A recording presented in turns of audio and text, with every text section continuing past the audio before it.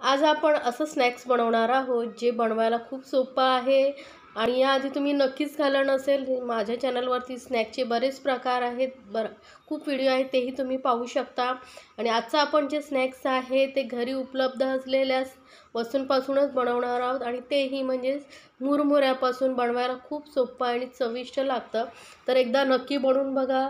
मुलंही आवडीने खातील आणि पौष्टिक असं हे स्नॅक्स आहे.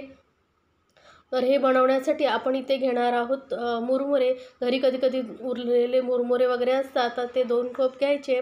थोडे सॉफ्ट झालेले असतील तरी चालेल, काही प्रॉब्लेम नाही आहे. तर इथे मी 2 कप मुरमुरे घेतलेले आहेत, जे भेलसाठी आपण वापरतो ना ते मुरमुरे. तर कधी कधी जास्त प्रमाणात आणल्यानंतर उरतात, तर त्याचा तुम्ही असा वापर करू शकता. यामध्ये घालायचं आहे पाणी.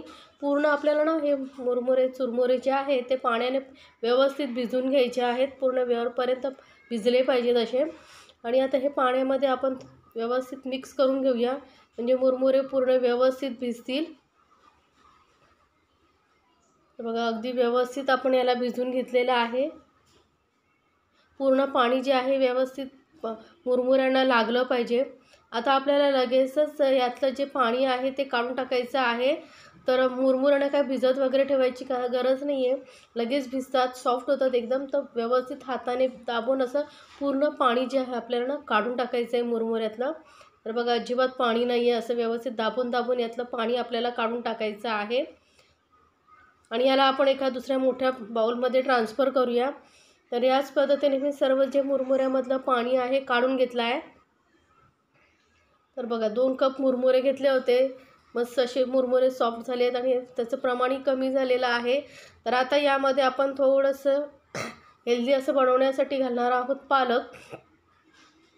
तर 1 कप बारीक चिरलेला पालक घेतलेला आहे. 2 कप मुरमुऱ्यासाठी 1 कप पालक आणि पाव कप एवढी आपण इथे कोथिंबीर घेतलेली आहे.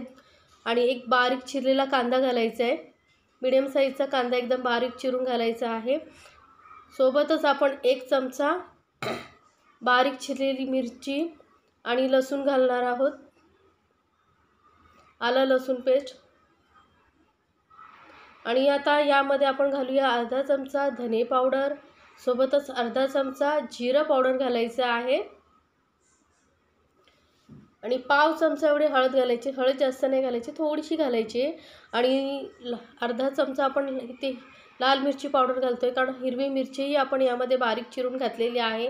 आणि आपलं स्नॅक्सला असं कुरकुरीत आणि टेस्ट येण्यासाठी आपण इथे घालतो आहे सफेद तीळ. तर 2 चमचे सफेद तीळ घालायचे. यामुळे काय होतं, एक तर स्नॅक्स आपलं दिसायलाही खूप सुंदर दिसतं आणि चवीलाही एकदम अप्रतिम लागतं. आता हे सर्व साहित्य घातल्यानंतर आपण यामध्ये चवीनुसार मीठ घालायचे. आणि इथे मी बेसन घेतलेलं आहे, तर इथे पाऊण कप बेसन घेतलेलं आहे.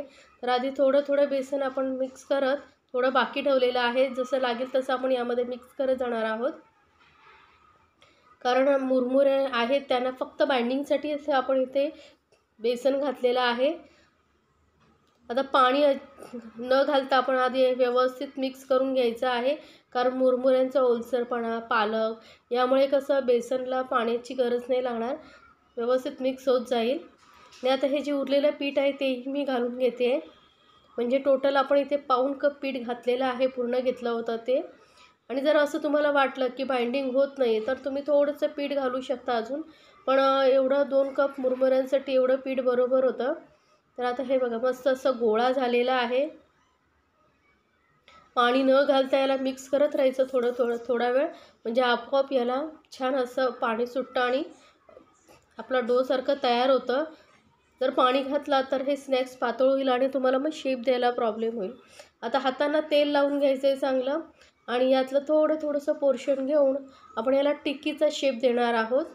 तुम्ही गोलही बनवू शकता, तुम्हाला जसं आवडेल तसं बनवू शकता. तर इथे मी त्याला टिक्कीसारखा शेप देते आहे. तर टिक्की एक मध्यम साईजचा शेप घेऊन असं गोल करून त्याला गोल गोल साईडने करत जायचं आहे. आणि हातावरती असं राऊंड फिरवलं का बघा, मस्त असं टिक्कीचा शेप येतो. आता हे तुम्हाला असंच फ्राय करायचं असेल तर करू शकता, किंवा वरती डेकोरेट करण्यासाठी इथे मी ना काजू लावते. हाफ कट करून घ्यायचं, यामुळे दिसायला खूप सुंदर दिसतं बघा स्नॅक.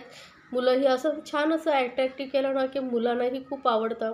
घरी पार्टी वगैरे असेल तर काय स्नॅक्स करायचं समजत नसेल तर तुम्ही हे एकदा नक्की बनवून बघा. खूपच छान लागतं, मुलंही आवडीने खातील. तर या पद्धतीने आपण हे कमी शॅलो फ्राय करून घेतो आहे. तुम्ही डीप फ्रायही करू शकता. तर एका साईडने व्यवस्थित मीडियम फ्लेमवरती ठेवायचं आणि फ्राय झाल्याशिवाय पलटून दुसऱ्या साईडने फ्राय नाही करायचं. अगदी त्याला व्यवस्थित आतपर्यंत फ्राय होऊ द्यायचं आहे आपल्याला. आणि थोड्या वेळाने आता आपण टर्न करून दुसऱ्या साईडने फ्राय करून घेऊया. बघा किती छान असा कलर आलेला आहे. एकदम मीडियम टू लो फ्लेमवरती आपण गॅस ठेवायची आणि फ्राय करून घ्यायचं आहे.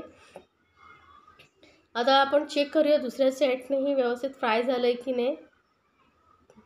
बघा मस्त असं दोन्ही साईडने छान असं फ्राय झालेलं आहे. कलर किती सुंदर आला आणि दिसायलाही खूप सुंदर दिसते आपलं स्नॅक्स. तर गरमागरम हे स्नॅक्स तुम्ही सॉसबरोबर चटणीबरोबर सर्व करू शकता. चवीला एकदम अप्रतिम लागतं. थोडं वेगळं स्नॅक्स नक्की करून बघा. आणि रेसिपी जर आवडत असेल तर चॅनलला लाईक्स, कमेंट्स आणि सबस्क्राईब करायला विसरू नका. सोबतच बेल आयकॉनवरती क्लिक करा, म्हणजे माझ्या नवीन रेसिपीची नोटिफिकेशन लगेचच तुमच्यापर्यंत पोहोचेल. तर असं हे स्नॅक्स आपलं नक्की ट्राय करा.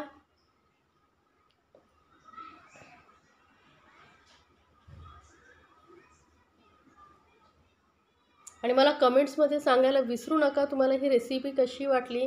आणि अशा छान छान रेसिपीसाठी आपल्या चॅनलवरती बऱ्याच रेसिपी आहेत, त्याही तुम्ही पाहू शकता. आणि आपल्या फ्रेंड सर्कलमध्येही जरूर शेअर करा, म्हणजे त्यांनाही या रेसिपीचा आनंद घेता येईल.